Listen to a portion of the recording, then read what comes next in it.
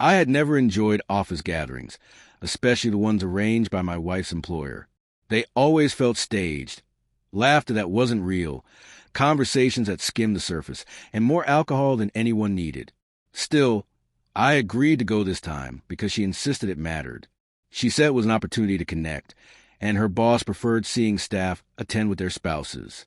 We showed up a little late, and the mansion was already alive with chatter. Music drifted through the rooms while waiters circulated with trays of drinks. The place buzzed with energy, but it wasn't my kind of scene. Sophia slipped away almost immediately, joining a circle of her colleagues, laughing at something her boss had just said.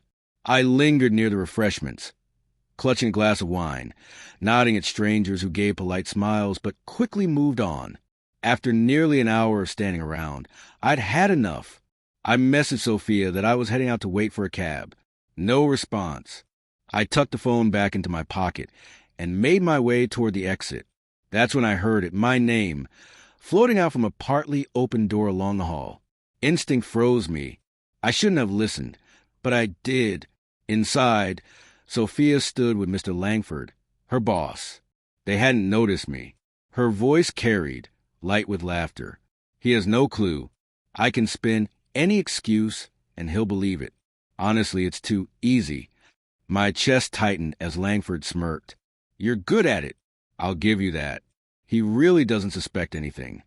Sophia raised her glass. Not a bit. He thinks I'm exhausted from work or stressed. He doesn't question me at all. The blood drained from my face.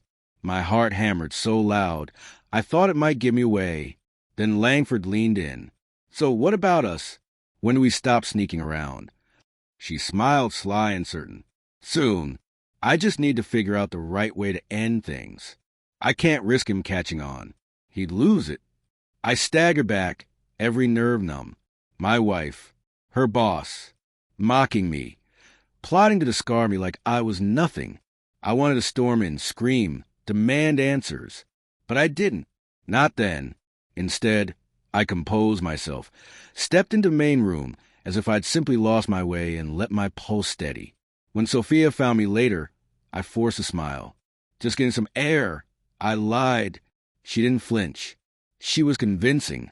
Far too convincing. For the rest of the evening, I studied them. The stolen glances, the subtle touches. Things I'd been blind to now burn bright. Back home, she acted like nothing was wrong, chatting about her colleagues and complaining about the dull speeches. I nodded, playing along, though my mind replayed every word I had overheard. That night, sleep never came. I lay awake questioning everything.